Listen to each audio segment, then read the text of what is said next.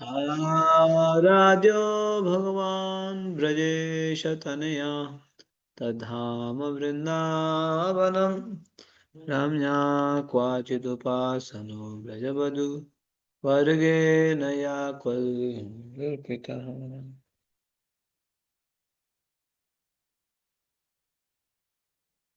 हरे कृष्ण। तो आप सभी वैष्णव भक्तों का हार्दिक स्वागत है इस प्रति दिवस ब्रजमंडल परिक्रमा में। 30 दिवसीय, प्रति दिवस 30 दिवसीय ब्रजमंडल परिक्रमा। 30 दिन के लिए हम लोग शामिल हुए, भर्ती है ना। जैसे लोग आर्मी में भर्ती होते हैं तो हम लोग परिक्रमा में भर्ती हुए। तो हम भर्ती होके क्या करेंगे, परिक्रमा कर रहे, दर्शन कर रहे। तो लोग तो वृंदावन पहुंच गए, लेकिन हम लोग मानसिक रूप से परिक्रमा कर रहे हैं। मानसिक ना, हमारी चेतना को, हमारी भावना को, हमारे हमारे मन को हम परिक्रमा में पहुंचा रहे हैं। अच्छा लग रहा है आपको परिक्रमा? ये अच्छा लग रहा है ना? हाँ, तो अच्छा लगना ही चाहिए। हाँ, हो सकता है हमारे शरीर को अच्छा लगे ना लगे, आत्मा को तो बहुत अच्छा लगेगा। आत्मा प्रसन्न होगी, आत्मा यही चाहती है। आत्मा के लिए खुराक है ये। जैसे आपके शरीर के लिए खुराक होता है, सुबह ब्रेकफास्ट, लंच, डिनर होता है, बीच में ये खाना ये पीना होता है। अच्छा, वो शरीर के लिए खुराक है। आत्मा के लिए खुराक क्या है? एक परिक्रमा, दर्शन, कीर्तन, कथा, नाम जप, ये आत्मा के लिए खुराक है। तो इसीलिए हम लोग मानसिक रूप से ये परिक्रमा कर रहे हैं। मानसिक परिक्रमा एटलीस्ट कुछ भी नहीं करने से तो अच्छा है, मानसिक रूप से कर रहे हैं ना। कुछ भी नहीं करने से तो अच्छा है कि मानसिक परिक्रमा कर रहे हैं। तो हम लोग कल चीर घाट में पहुंचे थे। चीर घाट आपको याद होगा ना। चीर घाट परिक्रमा हमारे वहां पहुंची हुई है। हम लोगों ने चीर घाट का दर्शन किया। और चीर घाट जाते वक्त हम लोगों ने राम घाट राम घाट, जब बलराम जी लीला करते थे, राम घाट का दर्शन किया। राम घाट में बलराम जी का हमने सुना किस प्रकार से उन्होंने रासलीला किया। बारूणी वहां आई, ये सवट पक्ष का दर्शन किया। फिर हम लोग पहुंच गए चिर घाट। चिर घाट में गोपिया भगवान को प्राप्त करने के लिए, पति के रूप में प्राप्त करने के लिए, उन्होंने जो है भगवान ने उनका चिर हरण किया। ये सब हमने दर्शन किया। ये तो दर्शन होने के बाद अब हम लोग आगे बढ़ेंगे परिक्रमा को, ठीक है। आज हमारी परिक्रमा देखो धीरे धीरे अंतिम चरण में हम लोग पहुंच रहे हैं। 23वां दिन चिर घाट से माठ, चीर घाट से माठ का प्रस्थान करेंगे, ठीक है। आप सभी देखिएगा 23वां दिन में जो है चीर घाट से लेके माठ की ओर हम लोग प्रस्थान करने वाले हैं। तो यस, आगे पढ़िए। हरे कृष्णा प्रभु जी, दंडवत प्रणाम। हरे कृष्ण, आनंद प्रणाम। 23वां दिन चीर घाट से माठ। आज मंगल आरती के बाद हमारे एक व्यवस्थापक ने घोषणा की, परिक्रमा का लगभग 1 सप्ताह और शेष बचा है। इस दौरान हम ब्रज के 12 वनों में से बचे 5 वनों का भ्रमण करेंगे। अब तक हमने मधुवन, तालवन, कुमुदवन, बहुलावन, वृंदावन, काम्यवन तथा खदीर वन के दर्शन किए हैं। भगवान श्री कृष्ण की लीलाओं से जुड़े ये वन यमुना के पश्चिमी तट पर स्थित हैं और यमुना के पूर्वी तट पर स्थित वन है भद्रवन, भांडीरवन, बिल्बवन, लोहवन और महावन। ये वन श्री बलराम के क्षेत्र में माने जाते हैं। आज हम यमुना पार करके भद्रवन के रास्ते माट जाएंगे, जो भांडीर वन में आता है। मैं ये भी बताना चाहूंगा कि आज हमारी वैष्णव दिन दर्शिका के अनुसार गोपाष्टमी है तथा श्री निवास आचार्य, श्री गदाधर दास गोस्वामी एवं श्री धनंजय पंडित का तिरोभाव दिवस भी है। मेरी ओर मुड़कर एक भक्त बोले, मैंने इन 12 वनों के नाम तो सुने थे, परंतु मुझे कभी इनके नाम याद नहीं रहे। अब मैं इनके बारे में अधिक गहराई से जान गया हूँ। न केवल मुझे इनके नाम स्मरण रहेंगे, अपितु मुझे इन वनों में वे स्थान दिखाई देते हैं जहाँ श्री कृष्ण ने अपनी मधुर लीलाएं की थी। यही परिक्रमा की विशेषता है। गर्म कपड़े पहनकर हम अपने पड़ाव से बाहर निकले और खेतों की पगडंडियों से होते हुए दक्षिण दिशा की ओर 3 किलोमीटर चले। हमारा पहला पड़ाव है नंद घाट। तो देखा अब हम चीरघाट से आगे बढ़ने वाले हैं माठ की ओर। माठ माठ हमारी पदयात्रा भी वहां जाती है। नोएडा से जब वृंदावन पदयात्रा जाती है ना, हमारी पदयात्रा भी माठ में प्रवेश करती है। माठ में तो हम रुकते ही है। जब हम जाते तो माठ में एक दिन रुकते। भांडीपुर भी जाते हैं। तो इस प्रकार से हम लोग अभी आगे बढ़ रहे हैं, परिक्रमा को आगे बढ़ाया। तो हमने 7 वन कवर कर लिया। अब परिक्रमा कीजिए, 1 सप्ताह रह गई, बस 1 सप्ताह। 1 सप्ताह में परिक्रमा समापन हो जाएगी। हैं? बस ओनली 1 वीक रिमेनिंग। तो तब तक हमने जो यमुना के पश्चिम जो दिशा में, पश्चिम तट पे जितने भी वन है, 7 वन, उसको हमने कवर कर लिया। वृंदावन में कितने वन मुख्य रूप से हैं? कितने वन हैं? द्वादश कानन, 12 वन। 12 12 द्वादश कानन, जहाँ सब लीला कोयलो श्री नंदन, इस प्रकार से द्वादश कानन बताया गया है। तो तो वन भी याद कर लो। 7 वन आपने अभी भी याद किया। आप दर्शन करके आए। 7 वन कौन सा एक इसी सीक्वेंस में याद कीजिए। मधुबन, तालवन, कुमुदवन, बहुलावन, वृंदावन, काम्यवन तथा खादिरवन, ये 7 वन हो गया है। ठीक है, ये यमुना के पश्चिमी दिशा में है। और पूर्व में, यमुना के पूर्व तट पर और 5 वन है। ये 5 वन बलराम जी के माना जाता है। बलराम जी यहाँ के प्रमुख है। तो कौन सा है? भद्रावन, भांडिरवन, बिल्वावन, लोहावन एवं महावन। ये 5 वन अभी हम कवर करने वाले हैं। ठीक है। तो आज का दिन बहुत विशेष है। हम लोग सुबह उठे हैं। आज गोपाष्टमी भी है। वैसे तो कल है, लेकिन आज उस दिन का आज था। आज गोपाष्टमी है हमारी परिक्रमा में। साथ साथ हमारे आचार्यों का भी तिरुवा आविर्भाव है। श्री श्रीनिवास आचार्य, श्री गदाधर दास गोस्वामी एवं श्री धनंजय पंडित का तिरुवा दिवस है। तो इस प्रकार से हम आगे के 5 वनों को अभी हम दर्शन करने वाले हैं। ठीक है। तो अब यमुना पार करते करते देखिए, और एक घाट आएगा, नंद घाट। यस। नंद घाट। यहाँ स्थित एक मंदिर में नंद महाराज के बड़े विग्रह हैं और उनके साथ यशोदा माता भी हैं। सामने नदी का सूखा तट है। मंदिर में वसुदेव देवकी, श्री श्री राधा श्याम सुंदर तथा श्री श्री रेवती बलराम के विग्रह भी हैं। श्रीमद् भागवतम वर्णन करती है कि गोवर्धन पूजा के बाद आने वाली द्वादशी के दिन नंद महाराज के बड़े तड़के एक ऐसे समय पर स्नान के लिए यमुना में प्रवेश किया जो अनुचित माना जाता है। ये देख वरुण के सेवक उन्हें बंदी बनाकर अपने स्वामी के पास ले आए। जब कृष्ण बलराम अपने पिता को छुड़ाने गए तो वरुण देव ने अपने सेवकों की गलती पर अत्यंत खेद प्रकट किया और कृष्ण बलराम को आदर सम्मान दिया। वरुण देव ने माना ये घटना स्वयं भगवान की व्यवस्था थी, जिससे भगवान को देखने की उनकी तीव्र इच्छा पूरी हो सके। वरुण देव कृष्ण बलराम की स्तुति कर रहे थे और नंद महाराज अपने छोटे पुत्रों के भगवत्ता युक्त वैभव को देखकर अति विस्मित रह गए। उनकी एवं अन्य ग्वालों की उत्सुकता का समाधान करने के लिए कृष्ण एवं बलराम ने अक्रूर घाट पर गोलोक स्थित अपने दिव्य स्वरूपों का दर्शन दिया। परिक्रमा के दूसरे दिन हम इसकी चर्चा कर चुके हैं।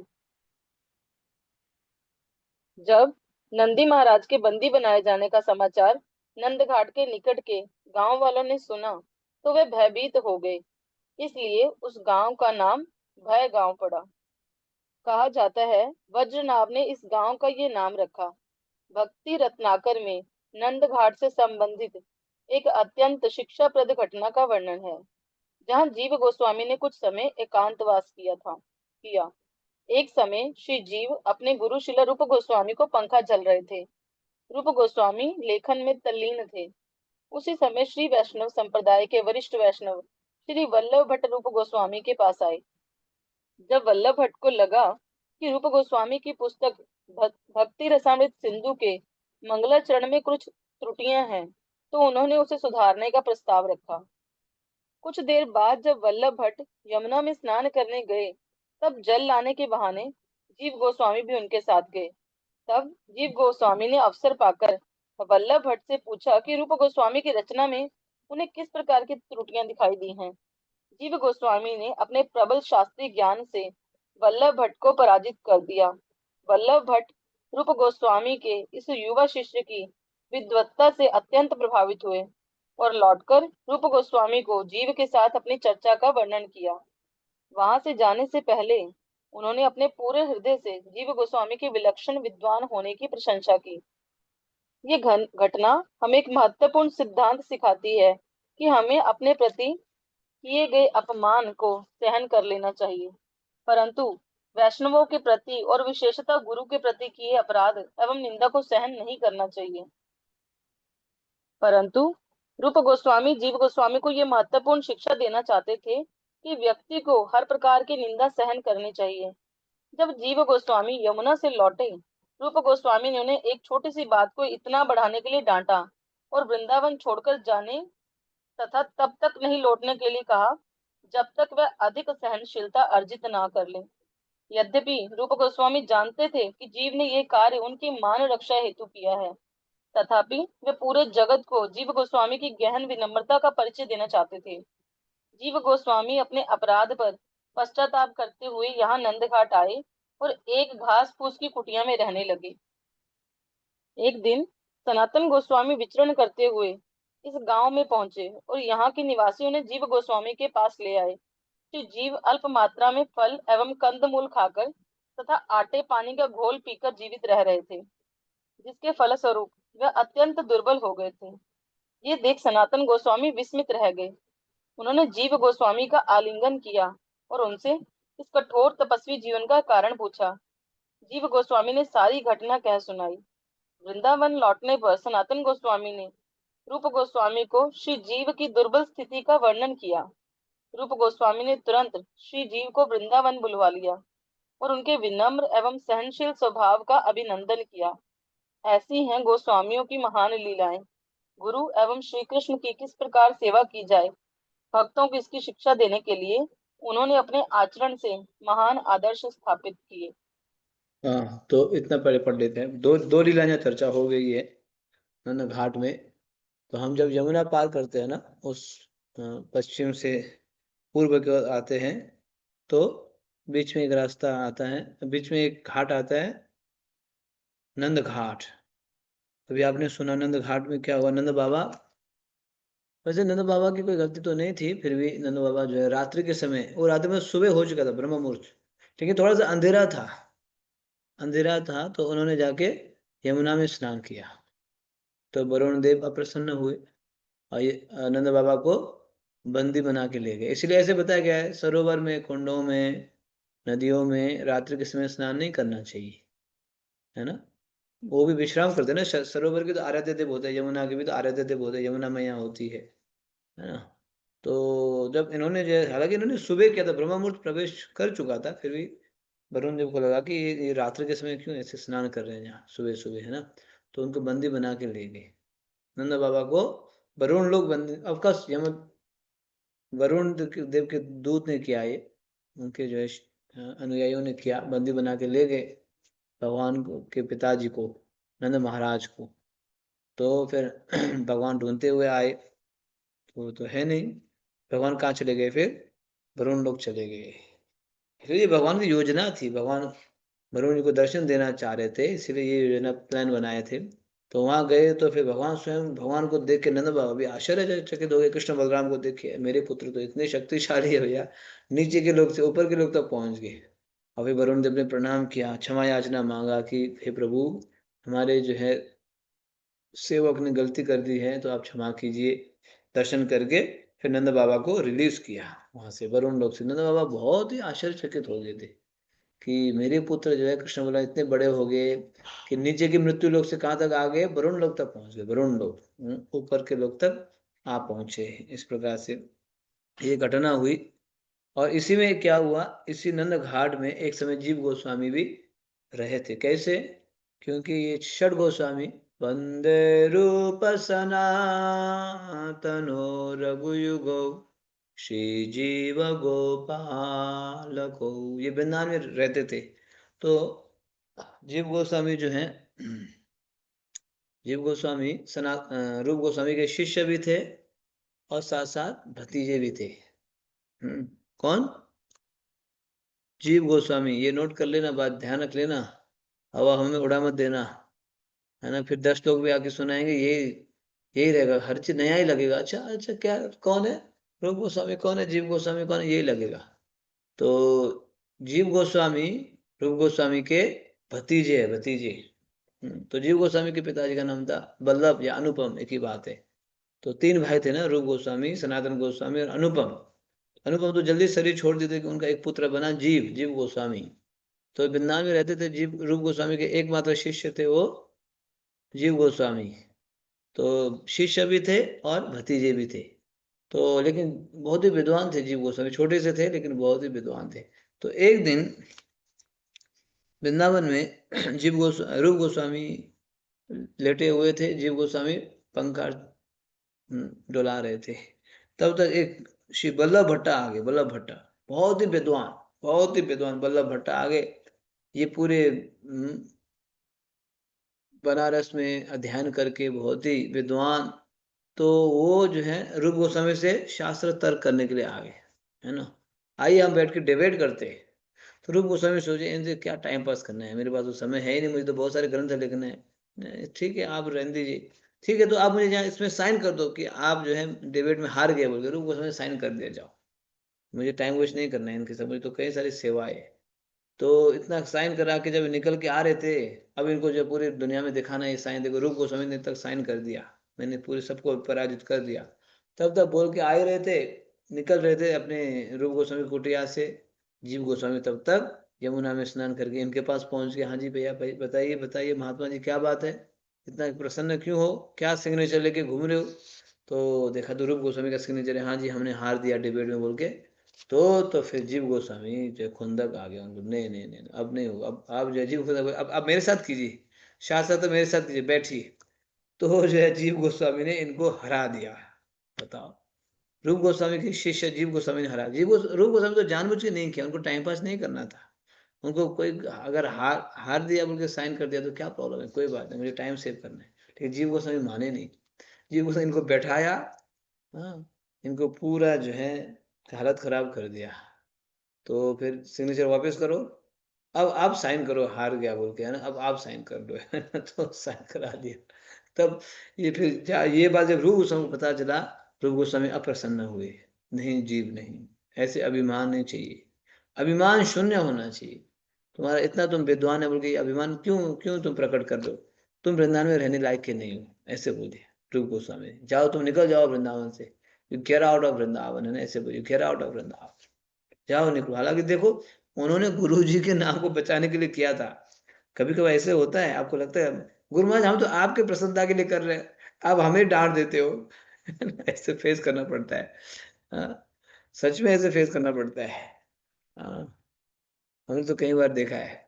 जब आप ट्रैवलिंग करें तो पता चलेगा। हमें जो है मंगोलिया से, हाँ कहाँ जाना था, कोरिया जाना था, मंगोलिया से कोरिया। तो जिस दिन जाना था, प्रोग्राम था। तो मैंने गुरु महाराज को बोला, कभी प्रोग्राम में चलेगी गुरु महाराज, प्रोग्राम प्लीज 1 बजे तक खत्म कर लीजिएगा। हमने कुछ भी पैकिंग नहीं किया, टेम्पल जा रहे हैं तो प्रोग्राम खत्म, टेम्पल से होटल आने में गुरु महाराज 1 घंटा लगेगा, 2 बज जाएगा। फिर पैकिंग करते करते हमारा 3-4 बज जाएगा, फिर हमें 4-4:30 बजे निकलना है। तो आप प्लीज 1 बजे तक कथा खत्म कर दीजिएगा, जो भी है। लास्ट डे था तो गुरु महाराज ने, ठीक है मैं देखता हूँ, है ना। तो वहां जाके कथा किए, करते करते करते करते 1 बज गया, 1:30 बज गया, मैं बीच में बता रहा हूँ, मोबाइल दिखा रहा हूँ, गुरुमा 1:30 बज गया। तो फिर गुरुमा 2 बज गया, वहां करते करते करते करते 3 बज गया, 3, बताओ, 3 बज गया, हालांकि हमने बोला था 1 बजे खत्म करो। तो फिर 3 बजे लास्टली, फिर मैंने बोला, अब मैं तो बहुत देर से बोल रहा हूँ, गुरुमा माने रहो, और भक्तों को आप लोग बताइए गुरुमा की फ्लाइट मिस हो जाएगी, है ना। तीनों की फ्लाइट, चार चार लोग थे, चारों की फ्लाइट मिस हो जाएगी। तो फिर 3 बजे जाके एंड किया गुरु महाराज ने। फिर होटल आते तो 4 बज गया, है ना। अब हमने कुछ भी पैकिंग नहीं किया था, कुछ भी। डिनर अभी शाम का प्रसाद भी लेना था। और हमें जो है 4:15 तक एयरपोर्ट निकल के 5:30 तक एयरपोर्ट पहुंचना था। अब गुरु महाराज जो 4 बजे हम आके पहुंचे, तो ऊपर चढ़ के 4:15 बजे गुरु महाराज नीचे आ गए। हाँ आप लोग रेडी नहीं हो, क्या कर रहे हो ये। गुरु महाराज बोलते, रेडी नहीं हो, क्या कर रहे हो, चलो निकलना है ना, चलो चलो चलो चलो निकलना है, बताइए। बाप रे, फिर क्या किया जाए, है ना।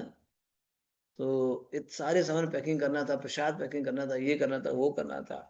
तो इतना जल्दीबाजी, फिर भागा दौड़ी, किसी का कुछ सामान रह गया, किसी का कुछ रह गया, किसी का कुछ चेंज हो गया, ये सब चल रहा था। बताओ। तो अभी हम गुरु महाराज को बोले, गुरु महाराज आपने तो क्लास जो है वो किया है, लेट किया है, 3 बजे खत्म हुआ है, फिर यहाँ पे आके अभी अभी तो पैकिंग भी नहीं हुआ। कह नहीं नहीं, बोल नहीं सकते, है ना, नहीं, क्योंकि गुरु जी जैसे चाहेंगे वैसे आपको चलना पड़ेगा। उनकी इच्छा को हमारी इच्छा बनानी होगी। ना ही आप क्रोध हो सकते हैं यहाँ, ना ही आप उनको कुछ बोल सकते हैं, नहीं। आपका कुछ कुछ जगह पे हम लोग बताते हैं, लेकिन यहाँ गुरु महाराज को देखा होगा ना कि हमें 4:30 तक निकलना चाहिए था, अभी 4 बज गया, है ना, तुरंत ऊपर जाके एक सामान लेके नीचे आ गए, तुरंत आ गए। बताओ। हम्म। तो इसीलिए बता रहा हूँ कि गुरु जी से हमें एक स्टेप 2 स्टेप आगे नहीं बढ़ना है। जैसे गुरु जी चाहते हैं वैसे चलना होगा, जैसे गुरु महाराज चाहते हैं। ऐसे कार्य करना होगा। ऐसे नहीं हम जैसे बोलेंगे, जैसे हम बोले वो ठीक ठीक, कभी कभी कुछ कुछ हम बता सकते हैं, है ना, ऐसे बोल के, लेकिन उनके हिसाब से। तो यहाँ पे भी रूप गोस्वामी बोला नहीं, आपने ऐसे क्यों किया, आपको किसने बोला था, किसने आदेश दिया, जाओ अब निकल जाओ। तो फिर उनको वहां से निकाल दिया। फिर जीव गोस्वामी दुखी होके नंद गांव में, एक सॉरी, चीर घाट में ना, ये नंद घाट में, चीर उसमें नंद घाट में आके रुके थे। बेचारे कुछ भी खा नहीं रहे थे, दुबले पतले हो गए। हाँ? सिर्फ जो है मिट्टी के साथ, मिट्टी को पानी में जो करके ये कुछ खा रहे थे, बहुत दुबले पतले हो गए थे। तो एक दिन सनातन गोस्वामी आए तो इनको देखे, तो जीव गोस्वामी है, जीव है, इतना दुबला पतला हो गया। तो सब कारण समझे। तो रूप गोस्वामी को, रूप, जीव जीव जीव दया करो, जीव दया, जीव के ऊपर ऐसे क्यों त्याग दिया, वो तो दुबले पत्ते हो गए, खा पी नहीं रहे, दुखी है, दोबारा बुला लो। फिर दोबारा वृंदावन बुलाया गया। तो ये स्थान भी हमने दर्शन किया। ये कहाँ पे दर्शन किया हमने, नंद घाट पे। ठीक है, यस, आगे बढ़िए। घाटों का निर्माण सदैव किसी नदी या कुंड के तट पर ही होता है। इसका अर्थ हुआ कि एक समय यमुना नंद घाट से होकर बहती थी और आज हमें यहाँ से काफी दूर चलकर यमुना दिखाई देती है। बीती सदियों में किस प्रकार यमुना ने अपना मार्ग बदला, यह हम वृंदावन में स्पष्ट देख सकते हैं। 5,000 वर्ष वर्ष पूर्व कृष्ण ने कालिया को दंड देने के लिए कालिया घाट से यमुना में छलांग लगाई थी, परंतु आज यमुना कालिया घाट से 1 किलोमीटर दूर बह रही है। अक्रूर घाट पर भी ऐसी ही स्थिति है। नंद घाट पर ही हमने उस लीला के विषय में सुना जो यहाँ के दक्षिण पश्चिम क्षेत्र से लेकर राष्ट्रीय राजमार्ग 2 के बीच वाले क्षेत्र में हुई थी। अघासुर का वध करने के बाद कृष्ण और उनके ग्वाल मित्रों ने यमुना के तट पर बालहारा नामक स्थान पर भोजन किया। जब श्री कृष्ण अपने मित्रों के साथ आनंद पूर्वक भोजन कर रहे थे तो उनके बछड़े हरी घास के लोभ में घूमते घूमते गहन जंगल में चले गए। कृष्ण नहीं चाहते थे कि उनके मित्रों के भोजन में बाधा आए, इसलिए वे मित्रों को वहीं रहने के लिए कहकर स्वयं बछड़ों को खोजने चल पड़े। परंतु वास्तव में ब्रह्मा जी कृष्ण की परीक्षा लेना चाहते थे और उन्होंने उन बछड़ों को वत्सवन नामक स्थान से चुराया था। जब कृष्ण को बछड़े नहीं मिले तो वे अपने मित्रों के पास नदी तट पर लौट आए, परंतु उन्हें देख आश्चर्य हुआ कि उनके मित्र भी वहां नहीं थे। उन्हें भी ब्रह्मा जी ने चुरा लिया था। इसलिए ये स्थान बालहारा कहलाता है। बाल अर्थात बालक और हारा अर्थात हरण करना। इसी स्थान पर परिखाम नामक एक गांव है। यही ब्रह्मा जी ने श्री कृष्ण की शक्ति की परीक्षा लेनी चाहिए। यही वही स्थान है जहाँ ब्रह्मा जी श्री कृष्ण की माया शक्ति से भ्रमित हो गए। सही का अर्थ है वह। ग्वाल बालों एवं बछड़ों को चुराने के बाद ब्रह्मा जी ने उन्हें छिपा दिया, परंतु जब वे कृष्ण के पास लौटे तो वहां उन्हें वही बालक और बछड़े दिखाई दिए। भ्रमित होकर वे बार बार कहने लगे, वह बालक ये हैं या वह बालक वह हैं, वह बालक ये हैं या ये बालक वह हैं। इसलिए इस स्थान का नाम से ही पड़ा। अपने अपराध को जानकर ब्रह्मा जी ने श्री कृष्ण से क्षमा मांगी और चौमुहा ग्राम में उनकी स्तुति की, जो आज राष्ट्रीय राजमार्ग 2 पर स्थित है। चौमुहा का अर्थ है 4 मुखों वाला, अर्थात ब्रह्मा जी। हाँ, तो ये लीला आप जानते हो ना, ब्रह्मा विमोहन लीला प्रसिद्ध है। ये जो है अघासुर का वध करने के बाद, अघासुर का वध करने के बाद फिर भगवान अपने ग्वाल बाल के साथ, मित्रों के साथ भोजन कर रहे थे। तो उसमें ब्रह्मा जी परीक्षा के लिए आ गए। ये कौन सा भगवान है, जूठन खा रहे हैं, है ना। ग्वालों के जब बालों के जूठन खा रहे हैं, पता है कैसे खाते थे? भगवान को छाछ कैसे पिलाते थे पता है? एक एक बालक जो है मुंह में छाछ भर लेता था। तो छाछ भरते ऐसे बनेगा मुंह। ऐसा बन गया ना, छाछ भरेंगे तो पूरा मुंह में। और कृष्ण को दूर में बोलते मुंह खोलो, तो कृष्ण मुंह खोलते थे, फिर ऐसे दबा देते अपने मुंह को। तो सीधा पिचकारी की तरह जो है भगवान कृष्ण के मुंह में छाछ जाता था। आप समझ रहे हो कैसे पिला रहे हैं? पहले एक ग्वाल बाल अपने मुंह में लेंगे छाछ भर के। ऐसे। तो फिर आगे कृष्ण होते थे तो बोलते मुंह खोलो। कृष्ण करके मुंह खोलते थे, तो फिर वो जो ग्वाल बाल जिनके मुंह में छाछ भरा था ऐसे करेंगे। तो ऐसे करते ही जो पिचकारी होती है ना, पिचकारी होली में आप खेलते हैं पूरा है ना, गया पूरा। हाँ। तो इसी से ब्रह्मा जी जो है भ्रमित हो गए, क्या चल रहा है ये भगवान है या क्या है ये? हाँ। और कभी जूठन खा रहे हैं तो कभी जो भगवान के छोटे से हाथ थे, इसमें चावल दही और अचार। तो थोड़ा बहुत दही यहाँ से गिरता था, हाथ के यहाँ से ना दही गिर रहा होता था, इसको खा रहे खिला रहे। ये भगवान कैसे, चलो चेक करते हैं ना, टेस्ट करते हैं भगवान है या नहीं। भ्रमित हो गए। तो सारे जो है बछड़े को छुपा दिए, बछड़े बालकों को और बछड़ों को छुपा दी। तो ये लीला आप सभी जानते हैं ना, तो ये लीला भी यहीं पे हुई है, इसलिए इस स्थान का नाम है बलहारा। बलहारा बलहारा। बाद में तो फिर ब्रह्मा जी आके क्षमा मांगे। देखो ये आचार्य बोलते हैं, इंद्र ने भी किया था गलत अपराध, ब्रह्मा जी ने भी किया था अपराध, लेकिन भगवान ब्रह्मा जी तो ज्यादा नाराज हुए। क्यों? ब्रह्मा जी तो कुछ नहीं बिगाड़ा था ना, इंद्र ने तो इतने बड़े बड़े मूसलाधार जो है वर्षा भेजे, और जो है वर्षा कराए, और जो है ब्रज में कई सारे नुकसान पहुंचाया। 7 दिन 7 रात तक चला, लेकिन ब्रह्मा जी ने तो सिर्फ छुपाया था। लेकिन क्यों ज्यादा ब्रह्मा जी नाराज हो गए पता है? क्या कारण है? हमारे आचार्य बोलते हैं, ब्रह्मा जी ने अपने भक्तों को, ग्वाल बाल को भगवान से दूर किया था, लेकिन इंद्र ने क्या किया, 7 दिन 7 रात साथ में लेके आए। इसलिए भगवान ब्रह्मा जी से ज्यादा नाराज थे कि मेरे भक्तों से मुझे दूर किया गया। लेकिन इंद्र से इतना नाराज नहीं थे। ये लीला भी यहाँ पे हुई, हमने दर्शन किया। यस, आगे बढ़ो। इस क्षेत्र में दो अन्य गांव हैं जिनकी हम चर्चा करेंगे। इन दोनों का संबंध अघासुर लीला से है। सरपौली का पूर्व नाम अघवन था और इसी स्थान पर कृष्ण ने अघासुर का वध किया था। ये सही से दक्षिण पश्चिम में है। दूसरा गांव है जयेत ग्राम। ये चोमुहा से दक्षिण पूर्व में राजमार्ग से लगकर स्थित है। अघासुर वध के बाद देवगण जय जय कहकर श्री कृष्ण का गुणगान करने लगे, इसलिए इस गांव को जयत ग्राम नाम प्राप्त हुआ। परिक्रमा के एक भक्त ने कहा, अब यदि कोई हमें बताएगा कि कृष्ण ने यह लीला की, कृष्ण ने वह लीला की, तो हम दावे के साथ कह सकते हैं कि हाँ, हमने उस स्थान के दर्शन किए हैं। यमुना के पुराने नदी तल को पार करते समय हमारे पैरों के नीचे बालू गर्म है। अपनी लकड़ी की नौकाएं लिए अनेक नाविक हमें नदी पार करवाने की प्रतीक्षा कर रहे हैं। ये नाविक लकड़ी के बड़े चप्पुओं को नदी तल में गड़ाते हुए नाव खेते हैं। यदि प्रवाह तेज है तो नाव चलाना कठिन हो जाता है। नदी तट पर उतरते समय ये नाविक बार बार भक्तों से आग्रह करते हैं कि वे एक साथ खड़े होकर नाव से ना उतरे, क्योंकि इससे नाव के पलटने का खतरा रहता है। हमारी आरंभिक परिक्रमाओं के दौरान यदि हमें नदी पार करने के लिए नौका नहीं दिखाई देती थी, और यदि नदी में जल कम होता, तो हमारा परिक्रमा दल चलकर ही नदी पार कर लेता था। कुछ भक्त अपने थैलों को सिर पर रख लेते और एक हाथ से थैलों को पकड़कर दूसरे हाथ से तैरते हुए नदी को पार कर जाते। यमुना पार करके अब हम बलराम जी के क्षेत्र में आए हैं। श्री बलदेव की जय। तो कई सारे दर्शन स्थलियों को दर्शन करते हुए हम जा रहे। सरपोली, सरपोली जहाँ अगासुर का वध किया था, वो उसमें उस स्थान को हमने दर्शन किया। हम्म, और साथ साथ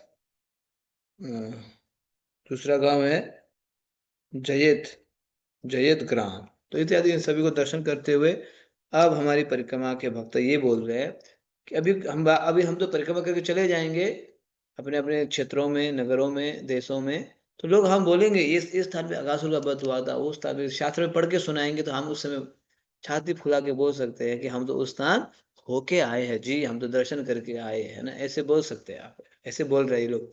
जो भी हम अभी बाहर जाएंगे तो लोग बोलेंगे ये यमुना जी है, या अगासु का बधवा वगासु का बध, या चिरहरण, हमने तो साक्षात दर्शन करके आए, ये हम बोल सकते हैं ना, दावा कर सकते हैं, ऐसे भी बोल रहे हैं।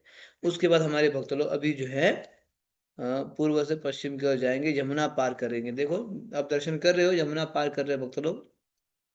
पहले तो पैदल मतलब चल के पार करते थे, अभी तो नौका का अरेंज होता है, नाव नाव में बैठ के पार करते हैं। पहले तो चल के होता था। तो इतने सारे भक्त, 1500 1600 2000 भक्त यमुना पार करके दूसरी साइड आएंगे। कहाँ आएंगे? श्री बलराम जी की जय। बलराम जी के क्षेत्र में जो 5 वन है ना, बलराम जी के वन, तो अभी शुरू होगा भद्रवन से। ठीक है, सुन लीजिए भद्रावन। यस। भद्रवन। भक्तों ने यहाँ से आरंभ होने वाले भद्रवन को प्रणाम किया। भद्राय भद्ररूपाय सदा कल्याणवर्धने अमङ्गलच्छिदे तस्मै नमो भद्रवनाय च। हे भद्र मंगल के मूर्तिमान भद्रवन, तुम सदैव कल्याण का वर्धन तथा अमंगल का नाश करते हो, मैं तुम्हें प्रणाम करता हूँ। आदि वराह पुराण के अनुसार जो कोई व्यक्ति भद्रवन में आता है वे अपनी कृष्ण भक्ति में दृढ़ हो जाता है। हमें भी आशा है कि इस वन में आने से हम भी भगवान के चरण कमलों की भक्ति में सुदृढ़ हो सकेंगे। हम परिक्रमा के 15वें दिन वर्षाणा में प्रवेश करने से लेकर अब तक वृंदावन में भ्रमण कर रहे थे, परंतु आज यमुना पार करके हमने व्रज के 12 प्रमुख वनों में से 8वें वन में प्रवेश किया है। एक अन्य रोचक तथ्य ये है कि नंदग्राम से यहाँ आने में हमें 4 दिन लगे, जबकि श्री कृष्ण प्रातः समय अपने बछड़ों एवं ग्वाल बालों के साथ यमुना पार करके यहाँ आते और दिन भर गोचारण लीला के उपरांत संध्या समय लौट जाते। प्राय भगवान तैरकर भद्रवन जाया करते, और यदि बीच में वे थक जाते तो तैरती हुई किसी गाय की पूंछ पकड़ लेते। परंतु उनके पास नदी पार करने का और तरीका भी था। वे इतनी मधुर बांसुरी बजाया करते कि यमुना नदी भावातिरेक में घनीभूत हो जाती। तब ग्वाल बाल और गौएं सरलता पूर्वक चलकर नदी पार कर लेते। जब सब इस और आ जाते तो कृष्ण दूसरी मधुर धुन बजाते और यमुना पुनः अपनी तरल अवस्था में आकर बहने लगती। इतना ही नहीं, कई बार यमुना के तट पर कुछ वृक्ष इतने विशाल होते हैं कि उनकी शाखाएं दूसरे तट पर फैली होती। जब गायें तैरकर यमुना को पार कर रही होती तो श्री कृष्ण एवं उनके मित्र उछलते कूदते हुए उन विशाल वृक्षों पर चढ़ते और उनकी शाखाओं पर चलकर यमुना के उस पार पहुंच छलांग मारकर उतर जाते। कहा जाता है कि कृष्ण ने भद्रवन में ही वत्सासुर का वध किया था। एक दिन जब कृष्ण बलराम अपने मित्रों के साथ यमुना तट पर खेल रहे थे, वत्सासुर एक बछड़े का वेश बनाकर उनके बीच घुल मिल गया। कंस के कहने पर वह कृष्ण को मारने आया था, परंतु कृष्ण ने तुरंत इस असुर को पहचान लिया और बलराम जी को भी सचेत कर दिया। फिर यह दिखावा करते हुए कि उन्होंने असुर को नहीं पहचाना, कृष्ण पीछे से उसके पास गए। तत्पश्चात श्री कृष्ण ने असुर की पिछली टांगे और पूंछ पकड़ी और उसके प्राण निकलने तक उसके शरीर को तेजी से घुमाते रहे। फिर उन्होंने उसके मृत शरीर को एक कपित वृक्ष पर फेंक दिया। तब तक वह असुर अपने वास्तविक रूप में आ चुका था और वृक्ष के साथ नीचे गिर पड़ा।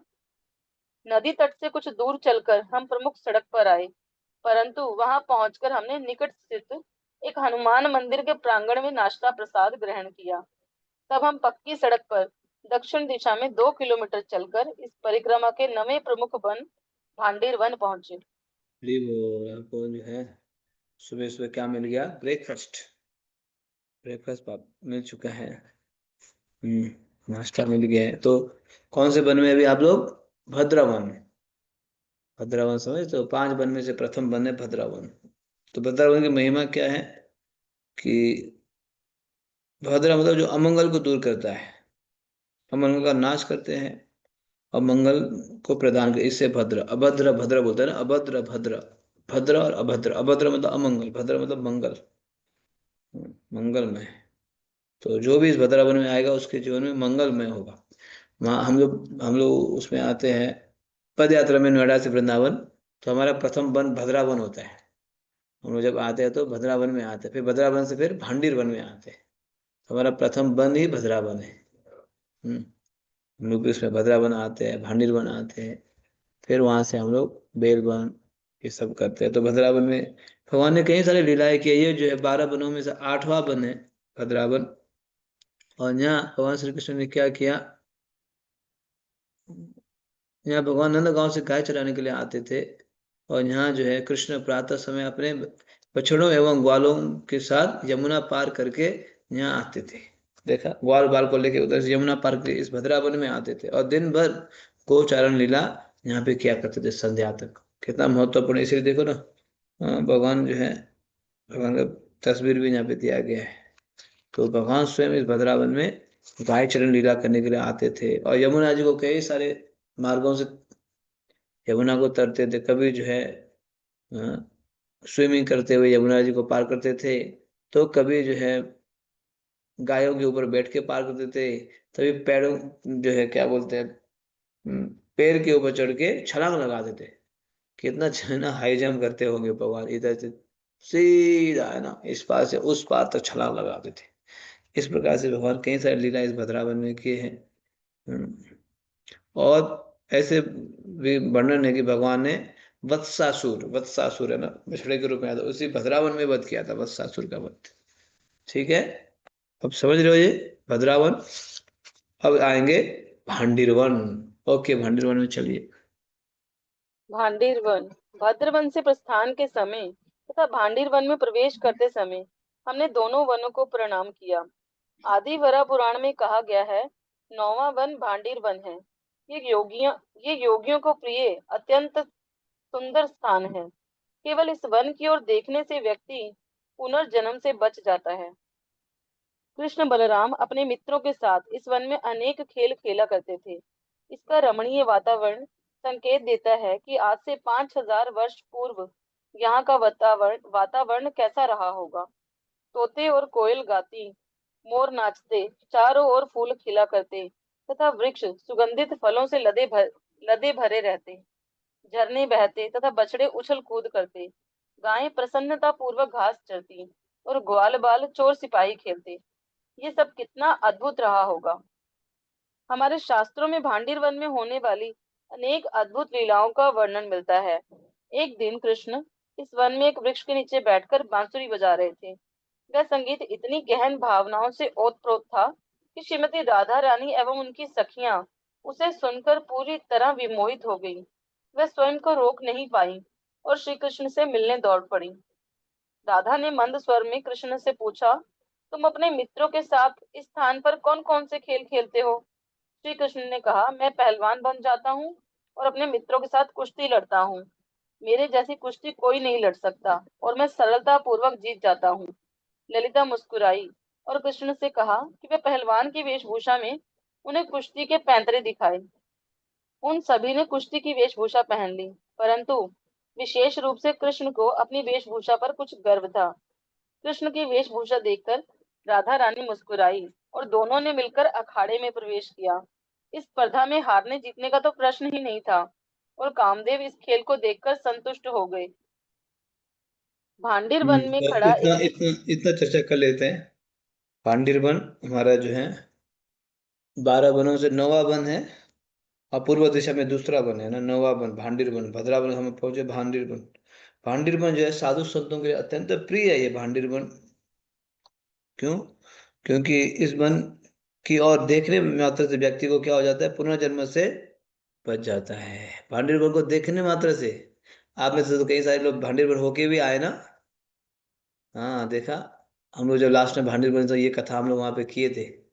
केवल भांडिर को देखने मात्र से। अब आप बोल सकते हैं, yes I have been to Bhandir Van, I know where is Bhandir Van, है ना, यस यू नो राइट ना, यू आर रिकॉग्नाइजिंग।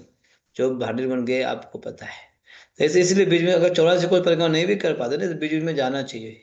यात्राओं में जाते हैं, जैसे आपने मधुबन गया, देखो आपने मधुबन आपको पूरा पता है, यस आई नो मधुबन, है ना। आपको भांडिर वन पूरा पता है, यस आई नो भांडिर वन। आपको वृंदावन पूरा पता है, आई नो वृंदावन। देखा, इस प्रकार से आपको भद्रावन पता है, यस हम गए थे पदयात्रा करते, पहला वन तो भद्रावन था। तो ऐसे पूरी परिक्रमा नहीं भी करें, लेकिन बीच में यात्रा में जाते रहेंगे तो सारे वन कवर हो जाएगा। तो भांडिर वन में भक्तों का, साधु संतों का प्रिय है, क्योंकि इस वन में पहुंचने देखने मात्र से पुनर्जन्म से मुक्त हो जाए। भगवान ने कई सारी इसमें लीलाएं की, स्पेशली बाल लीलाएं। गेम खेलते थे जहाँ पे, चोर सिपाही गेम। ये खेल भी भगवान खेला करते थे, है ना, तुम चोर बनो, तुम सिपाही बनो और फिर पकड़ो। हाँ, ये सब गेम भगवान खेला करते थे। और एक समय भगवान इस भांडीर वन में एक वृक्ष वृक्ष के नीचे बैठ के बांसुरी बजा रहे थे, बहुत ही सुंदर मधुर बांसुरी भगवान बजा रहे थे। तो उस समय क्या होता है, तो गोपियों की आवाज सुनाई देती है, देखो कृष्ण इतने सुंदर बांसुरी बजा रहे। तो जब गोपियां वहां पहुंचती है, तो कृष्ण पूछते हैं, मैं मैं पहलवान पहलवान बन जाता हूँ और आप अपने मित्रों के साथ कुश्ती लड़ता हूँ, मेरे जैसे कुश्ती कोई नहीं लड़ सकता। ऐसे अभिमान, मैं इतना बढ़िया कुश्ती लड़ता हूँ, मेरे जैसे कोई नहीं लड़ सकता। तो भांडीर में आज भी भक्त लोग जाते हैं तो कुश्ती लड़ते हैं। भांडीर वन में बटवृक्ष के सामने, वहाँ बटवृक्ष बताएंगे क्या लीला हुई है। तो बटवृक्ष के सामने भक्त लोग जो है, जैसे कृष्ण बलराम वहां पे लड़ा करते थे, आपने देखा ना, राम घाट में। राम घाट में देखा, हमने देखा था ना, तो यहाँ पे भांडीर वन में भी कुश्ती खेलते हैं, एक दूसरे मिलके। तो ऐसे कई सारी लीलाएं हुई है, आगे सुनिएगा, बहुत ही सुंदर लीलाएं। यस। भांडीर वन में खड़ा एक विशालकाय वट वृक्ष यहाँ की विशेषता है। इसका नाम है भांडीर वट। इसी की प्राचीन शाखाओं के नीचे श्री कृष्ण ने श्री राधा से विवाह किया था। ये विवाह ब्रह्मा जी द्वारा संपन्न हुआ।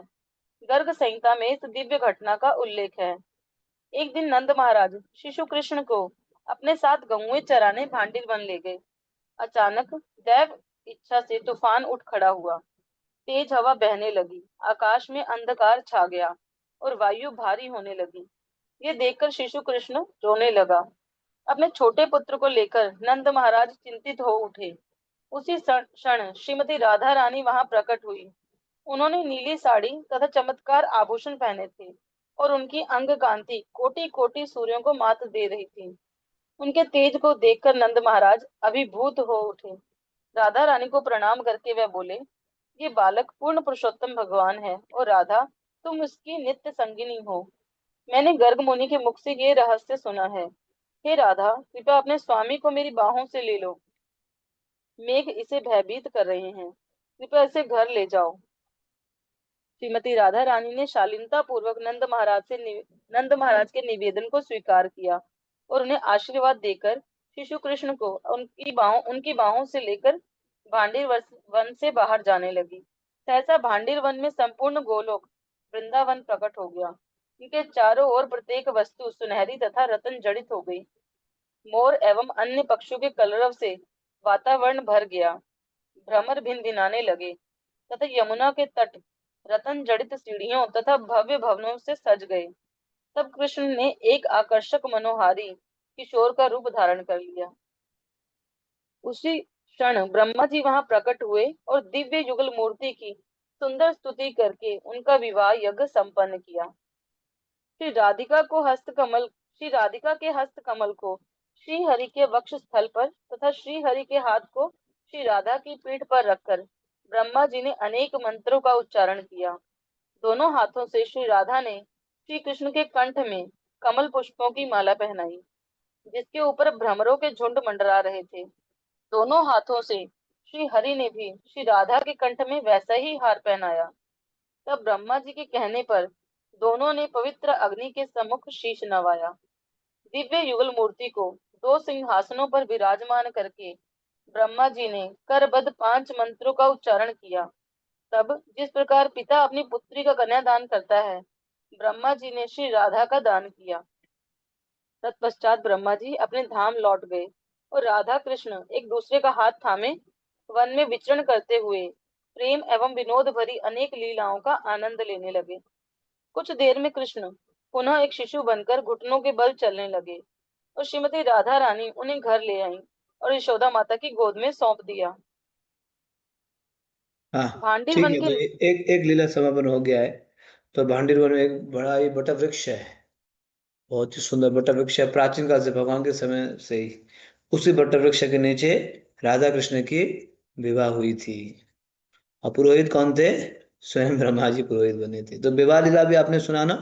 एक समय नंद नंद महाराज कृष्ण को, छोटे से कृष्ण, बेबी कृष्ण को लेके उसी भांडेर वन में आए थे।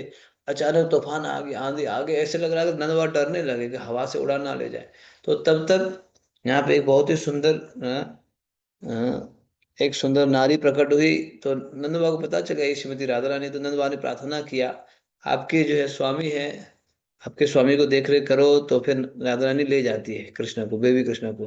जब थोड़ी दूर जाते ही कृष्ण जो है नौजवान हो जाते हैं, फिर एक दूसरे में उसी समय विवाह करा देते हैं ना, ब्रह्मा जी पकड़ के लोग है ना, विवाह पकड़ा करा दी। तो फिर बाद में कहीं देर तक लीला करने के बाद फिर जो है जब हवा शांत हो जाती है, आंधी, फिर दोबारा जो है कृष्ण अपने बाबा के पास चले जाते हैं। तो ये लीला वहां पे हुई है। पांडिव में ये लीला प्रसिद्ध है। विवाह लीला वहां जाएंगे तो आपको कनगन, है ना, जो सिंदूर वगैरह ये सब आपको वहां पे मिलेगा, है ना, मांग भरते हैं ना, ये सब वहां आपको मिलेगा। और ये बहुत ही प्रसिद्ध है ये। छाछ रोटी भी मिलता है ना हाँ तब। ये आएगा, ये तो है विवाह से संबंधित बता रहा हूँ, विवाह से संबंधित है ना, ये बहुत ही प्रसिद्ध है वहां पे। हालांकि राधा कृष्ण के लिए कोई विवाह की जरूरत नहीं, ये तो शाश्वत है, सेवक है। फिर भी ये लीला हुई है, विवाह लीला। यस, आगे और लीला में आगे बढ़िए, असुर का वध करेंगे। भांडी भांडीर वन के निकट ही एक मंदिर में श्री श्री राधा आनंद बिहारी के सुंदर विग्रह हमें अपना आशीर्वाद दे रहे हैं। यहाँ कृष्ण एक अनोखे रूप में खड़े हैं और अपने बाएं हाथ से श्रीमती राधा रानी के मस्तक पर कुमकुम लगा रहे हैं। मंदिर के सम्मुख वेणुकूप नामक कुआं है। कहा जाता है श्री कृष्ण ने अपनी वेणु बांसुरी से खोदकर इसका निर्माण किया था।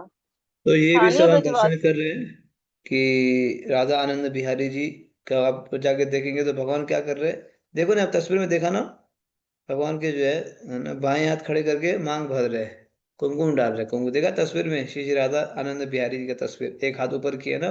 ये गौरांगा महाप्रभु नहीं है, श्रीमती राधा रानी के जो है यहाँ पे मांग भर रहे हैं। ठीक है, तो ये लीला हुई है। और और एक विशेष लीला वहाँ पे एक वेणुकूप है, वेणुकूप। ये वेणुकूप भगवान ने अपने बांसुरी से बनाए थे, ग्वाल बाल को जल पिलाने के लिए, ये भी प्रसिद्ध है। यस, आगे बढ़िए। स्थानीय ब्रजवासी दही भिगोकर माखन निकालते हैं और शेष बची ताजी छाछ हमें दे देते हैं। प्रलंबासुर का वध भांडेर वन में ही हुआ था। श्रीमद् भागवतम में इस लीला का वर्णन किया गया है। एक दिन जब कृष्ण बलराम वन में खेल रहे थे, तो प्रलंबासुर उस बालक का वेश बनाकर आया जो उस दिन गाय चराने नहीं आया था।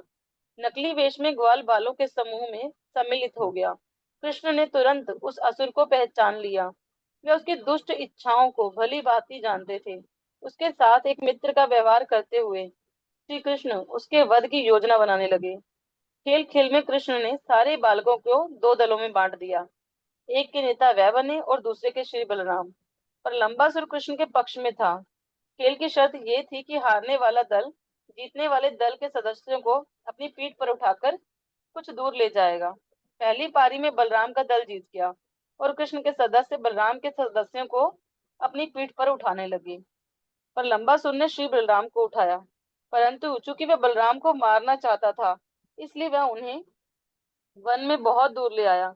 बलराम को अपनी पीठ पर बैठाकर वह असुर ऊपर आकाश में उठा और तेजी से उड़कर कृष्ण एवं ग्वाल बालों की दृष्टि से अदृश्य हो गया। कुछ क्षणों के लिए बलराम भी भयभीत हुए से लगे। श्रील सनातन गोस्वामी के अनुसार भगवान ने इस लीला के भाव को बनाए रखने के लिए क्षणिक भय प्रकट किया था। इसकी दूसरी व्याख्या ये है कि बलराम जी प्रलंबासुर को इसलिए नहीं मारना चाहते थे क्योंकि कृष्ण ने उसे अपने मित्र रूप में स्वीकार किया था, अथवा बलराम जी को चिंता थी कि कहीं उसी समय कोई अन्य असुर कृष्ण पर आक्रमण न कर रहा हो। पूरी स्थिति को देखकर निर्भय बलराम जी समझ गए कि वह असुर उनका अपहरण करने का प्रयास कर रहा है और उन्हें उनके मित्रों से दूर लाया है। तब भगवान अत्यंत क्रोधित हो उठे और अपना भार बढ़ाकर एक पर्वत के समान भारी हो गए। भार से पीड़ित प्रलंबासुर अपना नकली वेश धारण नहीं रख पाया और अपने विशालकाय भयावह रूप में प्रकट हो गया। तब बलराम जी ने अपनी मुट्ठी से असुर के सिर पर उसी प्रकार प्रहार किया जिस प्रकार देवराज इंद्र पर्वतों पर अपने वज्र से प्रहार करते हैं। बलराम की मुट्ठी के प्रहार से प्रलंब का सिर तुरंत फटकर खुल गया। वह अपने मुंह से रक्त की उल्टी करने लगा और चेतना खो बैठा। तब वह प्रचंड ध्वनि करता हुआ निष्प्राण निष्प्राण भूमि पर गिर पड़ा, मानो इंद्र द्वारा ध्वस्त कोई पर्वत हो। एक समय जब हरे कृष्ण हो कृष्ण गया। और जी प्रभु। हरे कृष्ण। समझ जाता हूँ थोड़ा सा। यस। तो प्रलंबासुर का वध आपने सुना, ये प्रसिद्ध लीला है प्रलंबासुर वध। बलराम जी ने ब्रज में दो असुर का वध किया था। बलराम जी ने, एक है धेनुकासुर और दूसरा है प्रलंबासुर। तो धेनुकासुर कहाँ वध किए थे? ताल वन में, याद है? ताल फलों को गिराते हुए वहां वध किए थे। अब यहाँ पे जो है प्रलंबासुर का वध किया था। तो प्रलंबासुर, इसको पता था कि प्रलंबासुर ने, कृष्ण बलराम गेम खेल रहे थे, तो बलराम के पक्ष में जो जो ग्वाल बाल एब्सेंट थे वही बन के आ गया, कृष्ण के पक्ष में शामिल हुआ। जो ग्वाल बाल मिसिंग थे ना, जितने एब्सेंट थे वही बन के आया। और जब कृष्ण का टीम हार गया तो ये बलराम जी को उठा के ले गया हवा पे।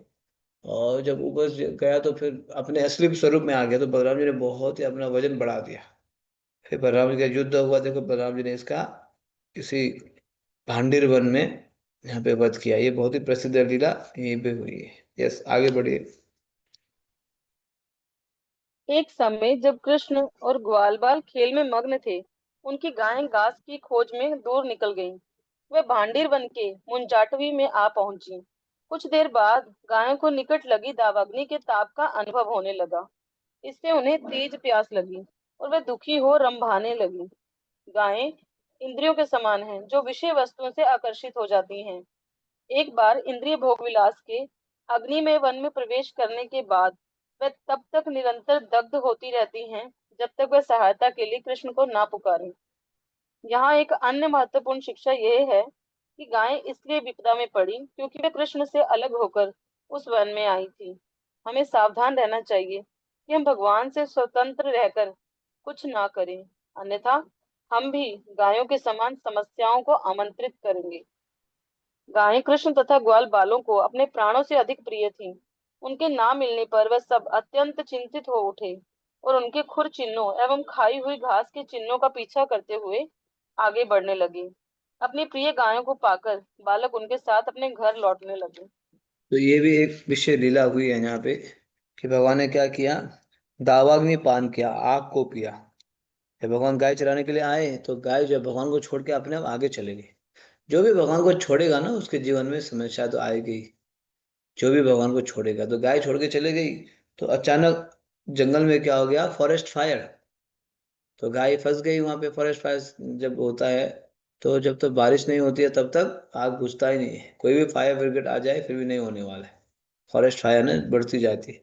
तो फिर, क्योंकि अब यहाँ बता रहे गाय इंद्रियों के समान है, जब भगवान से अलग होके जाएंगे, भगवान से अलग होके भोगने का प्रयास करेंगे, तो वो व्यक्ति फंसेगा दुनिया में, तड़पेगा, बहुत तड़पेगा, सफर सफर करेगा। तो अंत तो तभी भगवान ने अपनी गाय है बोल के आगे क्या किया? आग को पान कर लिया, जिसको बोलते हैं दावाग्नि, दाव अग्निपान करके भगवान ने सभी गायों को बचाया। ये लीला भी भांडीर वन में ही हुई है। आज का चैप्टर थोड़ा सा है, दो चार पेज और है, थोड़ा धैर्य रखिएगा। यस। श्रीमद् भागवतम वर्णन करती है कि भगवान प्रत्येक गाय को उसके नाम से पुकारा करते थे। ताऊता भगवता मेघ गंभीरया गिरा स्वनाम्नां निन्दं श्रुत्वा प्रतिनेदु प्रहर्षिता।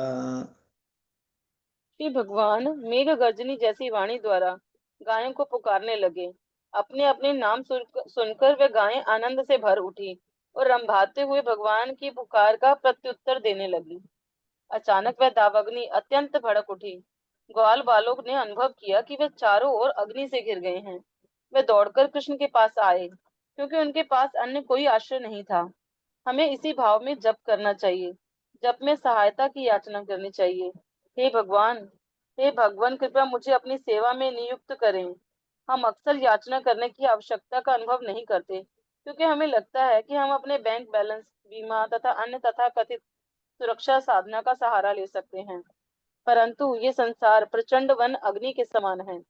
भगवान का पवित्र नाम हमारा एकमात्र सहारा है। ग्वाल बालों की याचना सुनकर कृष्ण ने अपने मित्रों से आंखें मूंदने के लिए कहा। तब श्री कृष्ण ने अपने हाथों को अपनी कमर पर रखा और एक सांस में अग्नि को पी गए। माना जाता है कि भगवान ने ग्वाल बालों को ये सोचकर आंखें बंद करने के लिए कहा कि जब बलराम ने माता यशोदा से शिकायत की थी कि मैंने ब्रह्मांड घाट पर मिट्टी खाई है, तो उन्होंने इतना बवाल मचाया था। अब यदि वे सुनेंगे कि मैंने आग पी ली है, तो ना जाने क्या होगा। ग्वाल बालों ने जब आंखें खोली तो ये देखकर आश्चर्यचकित रह गए कि चारों ओर अग्नि बुझ गई है और वे पूरी तरह सुरक्षित थे। इतना ही नहीं, कुछ समय पूर्व वह जहाँ खेल रहे थे वे वहीं खड़े थे। हमारी भी यही प्रार्थना है कि अपने गुरुदेव के आदेशों का पालन करके हम भी इस भौतिक जीवन रूपी दावाग्नि से बच जाएं, और जब हम पुनः अपनी आंखें खोलें तो भगवान तथा उनके नित्य पार्षदों के साथ उनके नित्य धाम में हों। आज गायों के हम्म। प्रति कंटिन्यू करो please। यस, ये आज तो अभी मैंने गायों के सुना है ना आपको, ये अभी हमने चर्चा किए थे ना, भगवान ने जो है दावाग्नि पान करके गायों को बचाए थे। यस, कंटिन्यू कीजिए। आज गायों के प्रति श्री कृष्ण के प्रेम की चर्चा करना पूर्णतः उपयुक्त है, क्योंकि आज गोपाष्टमी है। आज के दिन कृष्ण को बछड़ों के स्थान पर गायों को चराने का उत्तरदायित्व मिला था, अर्थात वह वत्सपाल से गोपाल बने। गोपाल चंपू में कहा गया है कि कृष्ण बलराम अभी अभी पौगंड अवस्था में प्रविष्ट हुए ही थे। उनके शरीर बड़े तथा बलवान हो गए थे और वे पहले से अधिक सज संवर कर रहते। इतना ही नहीं, गायें भी कृष्ण से आसक्त थी और उन्हें प्रतिदिन प्रातः कृष्ण से अलग करके ग्वालों के साथ भेजना अत्यंत कठिन होने लगा था। नंद महाराज एवं अन्य वरिष्ठ ग्वालों ने उस विषय पर चर्चा की और विख्यात ज्योतिषियों से परामर्श लिया। उन्होंने सुझाव दिया कि कृष्ण बलराम का स्नातकोत्तर समारोह कार्तिक शुक्ल पक्ष की अष्टमी को किया जाना चाहिए। जीव गोस्वामी लिखते हैं कि इस अवसर पर ब्रज में 3 दिवसीय उत्सव मनाया गया। कृष्ण बलराम को ग्वालों के नए वस्त्र पहनाए गए और बालकों को आशीर्वाद देने के लिए ब्राह्मणों को बुलाया गया। अर्घ्य और पाद्य से गो पूजा की गई और उन्हें मीठे चने खिलाए। गायों की परिक्रमा एवं उन्हें प्रणाम करने के बाद कृष्ण बलराम ने ब्राह्मणों एवं पुरोहितों को प्रणाम किया। जब ग्वाल बालों के वन जाने का समय आया तो नंद महाराज ने कृष्ण को रतन जड़ित लाठी दी तथा माता यशोदा ने उनके मस्तक पर तिलक लगाया। वात्सल्य प्रेम के कारण रोते हुए यशोदा ने बलराम एवं अन्य बड़े बच्चों को निर्देश दिया कि वह सभी दिशाओं से कृष्ण की रक्षा करें। इस दिन इस्कॉन के कृष्ण बलराम मंदिर सहित अन्य अनेक मंदिरों में श्रीमती राधा रानी को गोपवेश पहनाया जाता है। इस दिन राधा रानी धोती पहनती हैं और राधा अष्टमी के अतिरिक्त यही एकमात्र दिन है जब हमें उनके चरण कमलों के दर्शन का परम सौभाग्य प्राप्त होता है। कृष्ण न केवल गायों का गुणगान करते हैं, अपितु स्नेह पूर्वक उनकी सेवा करके व्यवहारिक रूप में अपना प्रेम भी प्रदर्शित करते हैं। श्रीमद् भागवतम के अनुसार कृष्ण के झुंड में न केवल गायें अपितु कुछ भैंसे और बकरियां भी होती हैं। कृष्णदास कविराज गोस्वामी लिखते हैं कि जब हजारों सफेद गौएं और काली भैंसे एक साथ गोचारण भूमि की ओर चलती हैं तो वे क्रमशः गंगा और यमुना प्रतीत होती हैं। श्री कृष्ण के नित्य दैनिक लीलाओं के विवरण अनुसार गाय चराने का उनका पहला सत्र उनकी पूर्वाह लीला के दौरान होता है, लगभग प्रातः 8:24 से प्रातः 10:48 बजे तक।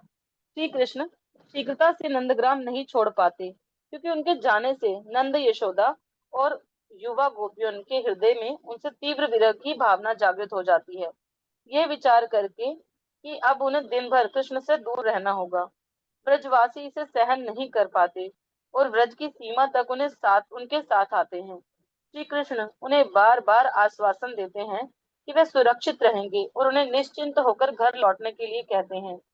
गोचारण जाने से पहले नंद महाराज और यशोदा माता चाहती हैं कि गाय चराने के लिए जाते समय कृष्ण जूते पहने और छाता लेकर जाएं, परंतु गोपाल ये कहकर मना कर देते हैं कि जो वस्तु उनकी गायों के पास नहीं है वह भी उसे नहीं लेंगे। कृष्ण पूछते हैं, गाय के पास जूते नहीं हैं तो फिर मैं कैसे जूते पहन सकता हूँ। एक क्षण सोचकर वे कहते हैं, मैया मैं जूते पहनने के लिए तैयार हूँ, परंतु तब तुम्हें मेरी सारी गायों के लिए जूते बनवाने होंगे। नंद महाराज के पास 9 लाख गऊएं थी और प्रत्येक गाय के 4 पैर हैं, अर्थात यशोदा को 36 लाख जूते बनवाने होंगे। बेचारी यशोदा कहाँ से इतने सारे जूते लाती। तब माता यशोदा जोर देकर कम से कम छाता ले जाने के लिए कहती हैं, परंतु कृष्ण फिर वही उत्तर देते हैं, यदि तुम मेरे गायों के लिए छाता दोगी तो मैं छाता लूंगा। खैर गाय छाता नहीं उठा सकती, उन्हें उतने छाते देने का अर्थ है कि गायों के साथ 9 लाख छत्रधर भी भेजने होंगे और जो उनके सिर के ऊपर छाता पकड़ सके। शिला जीव गोस्वामी वर्णन करते हैं कि श्री कृष्ण के प्रेम को देखकर गाय प्रभावित हो गई। वह नहीं चाहती थी कि कृष्ण के माखन जैसे कोमल चरण कंकर पत्थरों एवं कांटों से विदीर्ण हो। गायों ने निश्चित किया कि वे धरती को अपने खुरों से रौंद कर मिट्टी को मुलायम चूर्ण बना देंगी। गायों ने कड़ा परिश्रम इसलिए किया जिससे कृष्ण मुक्त रूप से भ्रमण कर सके और ब्रज भूमि को अपने चरण कमलों के चिन्हों से अंकित कर सके। है कृष्ण एवं उनकी गायों के बीच प्रेम। यस। तो आपने सुना ये गोपाष्टमी लीला, बहुत ही फेमस लीला है गोपाष्टमी लीला। तो भगवान अभी जो है 5 साल पूरा होके 6 साल में जा रहे हैं। तो भगवान प्रमोशन चाहते हैं, प्रमोशन, जैसे आप ऑफिस में प्रमोशन चाहते हैं ना। हाँ, मुझे प्रमोशन कर दो। तो भगवान बोले मैं तो अभी मैं यहाँ बड़ा हो गया हूँ, आप रोज बछड़े जो है चराने के लिए बोलते हो, क्योंकि बछड़े चराने के लिए दूर जंगल में नहीं जा सकते। मैं यहाँ बोलते आसपास ही रहना, क्योंकि बछड़े भी छोटे हैं, तुम भी छोटे हो, है ना। तो दूर नहीं जाना है। तो ठीक है, लेकिन गाय चराने के लिए तो दूर जाना होता है। आसपास तो उतनी घास भी नहीं है। तो भगवान बोले अब भगवान कौमार अवस्था से पौगण्य अवस्था, भगवान 3 अवस्था में होते हैं। कुमार अवस्था, पौगण्य अवस्था और किशोर अवस्था। 1 से 5 तक कुमार, 6 से 10 तक पौगंड और 11 से 15 तक किशोर। अब पौगंड में या मैं पौगंड में पहुंच गया, मेरा प्रमोशन कर दो, वन में जाने दो। हम्म, तो बहुत जिद कर दो तो मैं ठीक है चले जाओ, लेकिन जूता चप्पल पहन लो और छतरी भी ले जाना, छाता भी, ठीक है ले जाऊंगा, है ना। जितना जैसे मेरे लिए करो तो सब गायों के लिए भी जूता लगा देना बस, उनको जूता पहना देना। 4 पैर है ना गायों की, तो 9 लाख गाय है तो कितना, 36 लाख। 36 लाख जूते चाहिए, कौन सी कंपनी लेके आएगा वहां पे, है ना, नहीं हो पाएगा। अब ठीक है छतरी तो ले जाओ, तो मैं ले जाऊंगा, लेकिन गाय के पास तो हाथ है ही नहीं, तो उनके लिए एक एक ग्वाल जो छतरी पकड़ने वाला भी कर दो। 9 लाख ग्वाल वाल कहाँ से लेके आए, तो प्लान फेल हो गया। भगवान फिर नंगे पैर चाहते थे गाय चराने के लिए। देखो भगवान के कितने कोमल पैर होता था आज के गोपाष्टमी के दिन। तो ऐसे जो है श्रीमती राधा रानी भी गो बनी थी, चरण दर्शन हो रहा है कृष्ण बलराम मंदिर में गोपाष्टमी के दिन ही। हम सुन रहे थे ना, गोपाष्टमी के दिन क्या होता है, भगवान श्रीमती राधा रानी को निकलना है जटिला के घर से, और जो जो सखा है वही सखा का वेश धारण कर लेती है, सखा को गोपी बना देती है, और भगवान श्रीमती राधा रानी सखा बन जाती है, बन के कृष्ण के साथ आगे लीला करते हैं। ये भी गोपाष्टमी के दिन ही ये लीला हुई है। यस, आगे बढ़िए। कृष्ण की गोचारण से संबंधित कुछ और लीलाएं। वन में प्रस्थान करने के बाद गोपियां जावट लौट आती हैं, जहां जटिला श्री राधिका को सूर्य पूजा हेतु तैयार होने के लिए कहती हैं। इसी बीच श्री कृष्ण आनंद पूर्वक गोवर्धन की घाटियों में अपनी गायें चराते हैं। उनकी बांसुरी की मधुर धुन सुनकर पूरे वन के पेड़ पौधे फूलों से खिल जाते हैं। जहाँ कहीं कृष्ण दृष्टिपात करते हैं, वहाँ के पशु पक्षी फूल तथा वृक्ष उन्हें केवल श्रीमती राधा रानी के सर्वाकर्षक गुणों का स्मरण करवाते हैं। उनका हृदय राधा रानी की विरह में दग्ध होने लगता है। कुछ देर बाद कृष्ण गायों को अपनी गायों को मानसिक गंगा लाते हैं, और यहाँ सारी गायें और ग्वाल बाल तृप्त होकर स्वच्छ अमृत में जल पीते हैं। बालक सरोवर में स्नान एवं क्रीड़ाएं भी करते हैं और बाहर निकलने के बाद कुछ खाते हैं। फिर वन की सुंदरता का आनंद लेने के बहाने कृष्ण अपने मित्रों को श्री बलराम के साथ आगे दौड़ने के लिए कहते हैं। वास्तव में सबको आगे भेजकर वे अकेले रहना चाहते थे, जिससे वे श्री राधा से मिलने की योजना बना सके। यहाँ भगवान की गोचारण लीला का प्रातः कालीन सत्र समाप्त होता है। कुछ अत्यंत घनिष्ठ मित्रों के साथ कृष्ण कुसुम सरोवर के रास्ते होते हुए राधा कुंड जाते हैं। श्री कृष्ण को ज्ञात हो जाता है कि श्री राधिका उस समय वहां है। राधा कुंड पर प्रिया प्रियतम की भेंट होती है और वहां वे प्रातः 10:48 से दोपहर 3:36 तक अपनी मध्याह्न लीला का आनंद लेते हैं। आप सुन रहे इसके हो ना, बाद कृष्ण कई सारी लीलाएं यहाँ पे हो रही है। कभी कुसुम सरोवर में राधा कृष्ण की लीला हो रही है, तो कभी जो है अलग अलग कुंजों में हो रहा है ना। कई सारी लीलाएं यहाँ वर्णन किया जा रहा है गोपाष्टमी में राधा कृष्ण का। राधा कृष्ण को तो लीला ही करना है ना। राधा कृष्ण अनेक सारे लीलाएं करते हैं। राधा जिनकी जाया है, अद्भुत जिनकी माया है, ऐसे श्री घनश्याम को बारंबार प्रणाम है ना। तो भगवान की यहाँ कई सारी लीलाएं वर्णन किया गया है, कभी कुसुम सरोवर में, तो कभी राधा कुंड के तट में, तो कहीं इस वन में। ये सभी लीलाएं सुनते जाइएगा, मैं रिपीट नहीं करूंगा, टाइम बहुत लग जाएगा। यस, आगे पढ़िए। इसके बाद कृष्ण अपनी गायों के साथ अपरिहार्य लीला के दौरान रहते हैं, अर्थात दोपहर 3:36 के सायं 6 बजे तक। जैसा कि हमने परिक्रमा के 17वें दिन वर्णन किया था, अपरिहार्य लीला की अवधि के समाप्त होने पर कृष्ण अपनी बांसुरी बजाकर एक एक गाय का नाम पुकारते हैं। हे ध्वली, हंसी, चंदनी, अरुणी, हे श्यामला, मृदंग मुखी। शिला विश्वनाथ चक्रवर्ती ठाकुर वृंदावन की दिव्य गायों के विषय में निम्नलिखित जानकारी देते हैं। सफेद, लाल, काली तथा पीली, इन 4 रंगों की गायों में से प्रत्येक रंग के 25 उपविभाग हैं। इस प्रकार कुल 100 रंगों की गायें हैं। यही नहीं, कुछ गायों के सिरों पर चंदन जैसा तिलक था और कुछ के सिर मृदंग जैसे थे। इस प्रकार ऐसी गायों के भी 8 समूह हैं। गायों के रंग एवं आकार के इन 108 समूहों की गिनती करने के लिए कृष्ण 108 मणियों वाली माला का प्रयोग करते। इस प्रकार नाम पुकारे जाने पर गाय आ जाती और जब सब गायों को वन से घर वापस लाने का समय होता तो कृष्ण ये विचार कर कि कहीं कोई गाय रह न जाए, अपनी मणि माला पर उनकी गिनती करते हैं। इसके तो ये अतिरिक्त कृष्ण के काउंटिंग की फॉर्मूला, जब वन वन से लौटना है ना घर पे, तो सारे गाय को ले जाना है, सारी गाय तो कैसे ले जाएंगे। तो अपने उनके पास एक माला होती थी 108 मणि वाली, उसको काउंट करते थे। भगवान की टेक्निक है, 9 लाख गाय को भी काउंट करके ले जाते हैं। आप सोचिए, 9 लाख गायों को काउंट करके वापस कैसे ले जाते होंगे। है भगवान के पास ये तरीका है ना। काउंट करके ही ले जाते थे, एक महीने में काउंट करके। ये भी लीला आप सुन रहे हो। तो नाम भी पुकारते थे, हे धवली, हे जो है हंसी, हे चंदनी, अरुणी, श्यामला, मृदंग मुखी, ये सब गायों का नाम है ना, मृदंग मुखी। ऐसे नाम बोल के काउंट करके भगवान गायों को वापस ले जाया करते थे वन से घर के ओर। इसके अलावा और सुनिए। इसके अतिरिक्त गोपाल चंपू वर्णन करती है कि ग्वाले गायों के कुछ अन्य मानदंडों के आधार पर भी विभाग करते हैं। जैसे गाभिन होने के लिए तैयार गायें, अभी अभी गाभिन हुई गायें, जो गाभिन होने वाली हैं, जिन्होंने अभी अभी बछड़े को जन्म दिया है, जिन्होंने बहुत पहले बछड़े को जन्म दिया है, जिन्होंने अभी तक केवल एक बछड़े को जन्म दिया है, जिन्होंने अनेक बछड़ों को जन्म दिया है, जो प्रति वर्ष जन्म देती है, इत्यादि। इस प्रकार वह बैलों को भी उनके रंग, आकार आदि के आधार पर विभाजित करते। संध्या होते ही भगवान आनंद पूर्वक अपनी गायों को लेकर नंदग्राम लौट आते। वे दिन में 2 बार गायों को धोते, एक बार नाश्ते से पहले और दूसरी बार साय समय। श्रील जीव गोस्वामी लिखते हैं, प्रत्येक गाय मानो बाहर स्थित श्री कृष्ण के प्राणों जैसी थी। गाय तृप्त होती तो कृष्ण भी तृप्त हो जाते। जब गायों को भूख लगती तो कृष्ण को भी भूख लगती।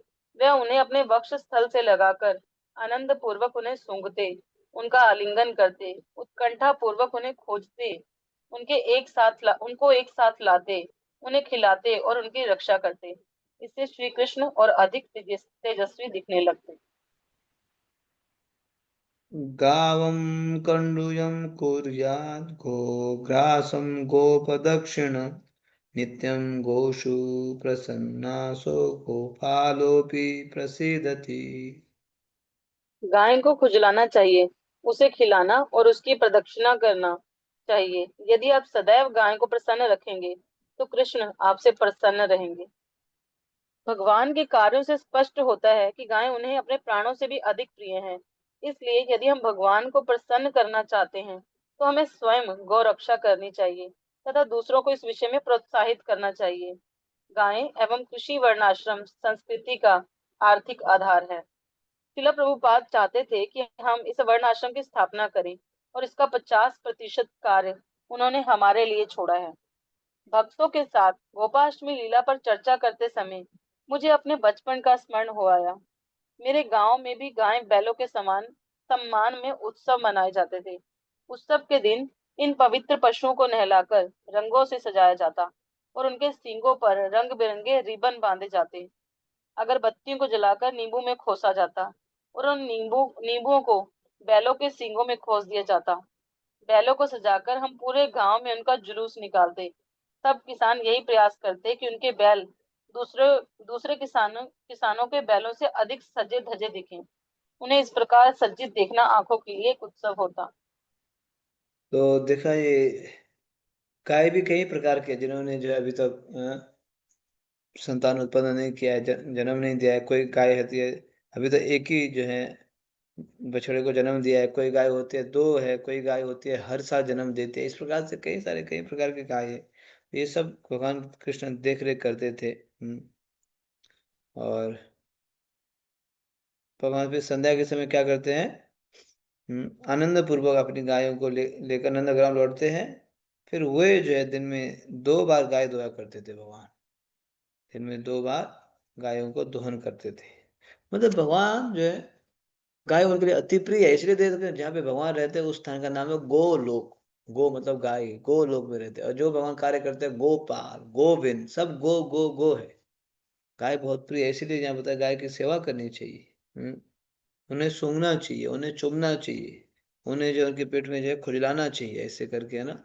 ऐसे वर्णन आया है। लोग तो गाय की तो नहीं करते, क्या करते हैं, क्या किसके करते हैं, आप देख लीजिए, आपको पता है ना। हाँ, सोसाइटियों में लिखते हैं एक कुत्ता ने, दो ने, तीन तीन कुत्ता को ले चलते हैं। हाँ, ऐसे देखने को मिलता है। बताओ। उसको भी तो आलिंगन करते होंगे ना, डॉग को भी चूमते होंगे, है ना। और उसका मल भी उठाते।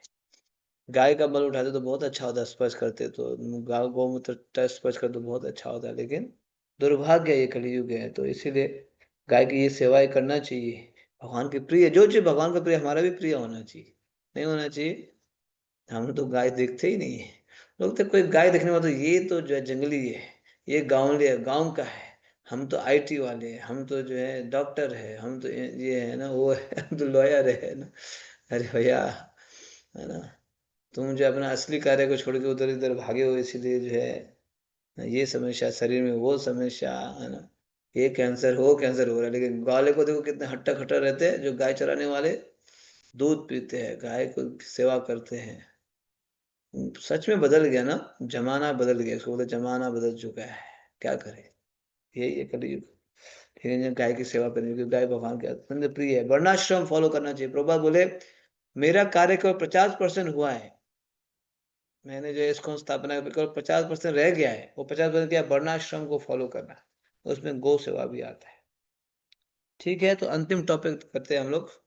आज का चैप्टर थोड़ा सा है लंबा। यस, भविष्य वर्ड पढ़िए। वंशी वट। भांडीर वट से लगभग 300 मीटर आगे एक और पवित्र वट वृक्ष है। यह है वंशी वट। यहाँ श्री कृष्ण के मित्र श्री दामा का मंदिर है। मथुरा के लिए जाते समय कृष्ण ने श्री दामा को वचन दिया था कि वह शीघ्र लौट आएंगे। आज भी श्री दामा अपने प्रिय मित्र की प्रतीक्षा कर रहा है। यहाँ श्री चैतन्य महाप्रभु के विग्रह भी स्थापित हैं। श्री चैतन्य महाप्रभु, श्री नित्यानंद प्रभु एवं अद्वैताचार्य, ये तीनों इस स्थान पर आए हैं। यहाँ के आसपास का क्षेत्र श्याम वन कहलाता है और ये ब्रज के उपवनों में से एक है। तो बहुत ही प्रसिद्ध ये है बट है, वंशी बट।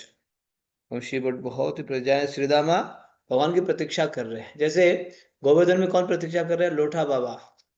लोठा बाबा है ना, प्रतीक्षा कर रहे हैं। तो यहाँ पे भी जब भगवान बोल, मैं आऊंगा बोल के तो चले गए, लेकिन भक्त लोग बेचारे प्रतीक्षा करते हैं, जीवन भर प्रतीक्षा कर। यही तो, जैसे शबेरी ने जीवन भर प्रतीक्षा किया, लोठा बाबा ने प्रतीक्षा किया, और गोपियों ने प्रतीक्षा किया। गोपियों ने, कृष्ण बोल के कहते आएंगे आएंगे, 100 वर्ष तक, 100 years they waited for Krishna, they waited for Krishna। तो यहाँ पे भी श्रीदामा को बोले थे, तो श्रीदामा प्रतीक्षा कर रहे थे वंशी बट में। ओके, लास्ट टॉपिक, एक पेज बस, माठ पढ़ी। माठ। वंशीवट से हम माठ पहुंचे। यही आज का हमारा गंतव्य है। मूलतः ये स्थान माठ ग्राम कहलाता था, क्योंकि ब्रज में मिलने वाले विभिन्न आकारों के मटके यही बनते थे। चाहे रंधन हो या मंथन, अथवा दूध या अन्न रखना हो, या फिर नदी से जल भरना हो, अथवा भोजन परोसना हो, इन मटकों का उपयोग प्रायः प्रत्येक कार्य के लिए होता है। और हाँ, ये मटके पूरी तरह प्राकृतिक होते हैं। यह यमुना के तट पर कोई पुल नहीं है, इसलिए हमारे अग्रिम दल को लंबा घूमकर जाना पड़ा। यहाँ हम एक विद्यालय में ठहरे, परंतु हम थोड़ा शीघ्र पहुंच गए और बच्चों की छुट्टी होने की प्रतीक्षा करनी पड़ी। तत्पश्चात ही हम प्रवेश कर पाए। मुझे स्मरण है किस प्रकार पहली व्रजमंडल परिक्रमा के दौरान हमारे दल के साथ इसी क्षेत्र में एक रोमांचकारी घटना घटी। हमारे दल का पड़ाव सई के पास निर्धारित था। सुबह से हमने लंबा रास्ता तय कर लिया था। हम शेरघाट से निकले थे और रामघाट एवं चीरघाट के रास्ते नंदघाट को जा रहे थे। से ही केवल कुछ ही किलोमीटर दूर था, और चूंकि उस वर्ष हमारी सूची में भद्रवन एवं भांडिरवन नहीं थे, भक्तों ने से ही जाने से पूर्व नंदघाट से भद्रवन एवं भांडिरवन जाने के लिए अपना अनुकूल मत दर्शाया। दोपहर बीत रही थी और हम यमुना पार करके भद्रवन एवं भांडिरवन की ओर जाने लगे। उन दो वनों की यात्रा दर्शन के अंत में हम सूर्यास्त से कुछ पहले भांडिर वन के राधा आनंद विहारी मंदिर पहुंचे। हमें एक मार्गदर्शक की आवश्यकता थी और वहां के एक पुजारी इसके लिए तैयार हो गए। उन्होंने कहा कि वे आंखों पर पट्टी बांधकर भी हमें वहां तक पहुंचा देंगे। उसे अपना मार्गदर्शक बनाकर हमने यमुना पार कर ली। 1 घंटे बाद हमें स्पष्ट होने लगा कि हम रास्ता खो चुके हैं। हमारी एक ओर कांटों की बाढ़ थी और दूसरी ओर पहाड़ी चोटी। उस चोटी से गिरते तो सीधा यमुना में प्रवेश करते। अंधेरे में हम 100 लोगों का दल केवल एक व्यक्ति के हाथों में टॉर्च के पीछे चल रहा था। सही मार्ग किस प्रकार खोजा जाए, प्रत्येक भक्त इसकी योजना बताने लगा। एक भक्त ने परामर्श दिया कि हम कीर्तन रोककर धीरे चलें, जिससे हमें कुत्तों के भौंकने या लोगों की बात करने की ध्वनि सुनाई देगी और ये हमें निकट किसी गांव के होने का संकेत देगा। एक अन्य भक्त ने सुझाव दिया कि हम उसी स्थान पर ठहरकर अग्नि प्रज्वलित कर लें। इससे हमें खोजने वाले व्यक्ति को हमें खोजना सरल हो जाएगा, और यदि कोई नहीं आया तो कम से कम हम अगली सुबह तक गर्म एवं सुरक्षित तो रहेंगे ही। सब इससे सहमत नहीं हुए और इसलिए हम आगे बढ़ने लगे। अंततः लगभग रात्रि 10:30 बजे हम सही गांव में दिखाई जाने वाले इस कौन की एक फिल्म द वर्ल्ड ऑफ हरे कृष्णा की ध्वनि सुनाई देने लगी। अंधकार में ये एक आशा की किरण थी। उस आवाज का पीछा करने पर हमें अग्रिम दल के भक्त मिल गए। वह एक ट्रैक्टर पर सवार उसकी बत्ती जलाकर हमें खोज रहे थे। अंततः हम सही पहुंचे। पहुंचते ही भूखे पदयात्रियों को गर्मा गर्म प्रसाद परोसा गया। जयद्वैत स्वामी टिप्पणी करते हैं, इस रोमांचकारी घटना ने ब्रजमंडल परिक्रमा को चटपटा बना दिया। आकाश में ऊंचाई पर स्थित शुक्ल पक्ष का चंद्रमा कृष्ण बलराम की क्रीड़ा स्थली इन वनों को प्रकाशित कर रहा है। दामोदर अष्टक गाते समय हम भगवान की उपस्थिति का अनुभव कर रहे हैं। कदाचित वह प्रकट हो जाएं और मुस्कान भरी दृष्टि के साथ हमें भी अपने साथ खेलने के लिए आमंत्रित करें। हरे कृष्ण कृष्ण कृष्ण हरे हरे, हरे राम हरे राम राम राम राम हरे। राम हरे हरे। तो इस प्रकार से हमने जो है आज का भी परिक्रमा कर लिया है। माठ माठ तक पहुंचे। माठ में क्या बनता है? मटका। मटका बनता है, जो पॉट्स पॉट्स बना के वृंदावन में सप्लाई करते हैं। मतलब भगवान के समय से दही दूध मक्खन छाछ रखने के लिए वहां से ले जाया जाता है, इसलिए माठ प्रसिद्ध है। तो इन सभी स्थानों को दर्शन करते हुए यमुना पार करके अंत तो गत्वा आज के दिन में हम पहुंच गए माठ। माठ में पहुंच गए, ठीक है। यमुना के जो है इस पार पे आगे, मतलब उस पार पे थे पश्चिम में, तभी पूर्व में आगे। तो 5 वन है इसमें। अभी आज हमने भद्रा वन और भांडी वन, 2 वन टच कर लिया है, ठीक है। तो आज हम भांडी वन में विश्राम करेंगे। विश्राम करके कल हम लोग बहुत ही विशेष स्थान मान सरोवर में जाने वाले। मान मान राधा रानी मान लेके बैठती है, मान सरोवर जाएंगे। ठीक है, समय भी हो गया है, 9 बजने वाला है लगभग। तो टाइम पे कवर का कई लंबा चैप्टर था, लेकिन हम लोगों ने लगातार रीडिंग करते गए तो कवर कर लिया है। ठीक है, तो आप सभी भक्तों का बहुत बहुत धन्यवाद। हरे कृष्णा। ब्रजमंडल परिक्रमा की, जगत गुरु शिल प्रभुपाद की, परिक्रमाकारी भक्तवृंद की, निताय गौर प्रेमानंदे। हरि हरि।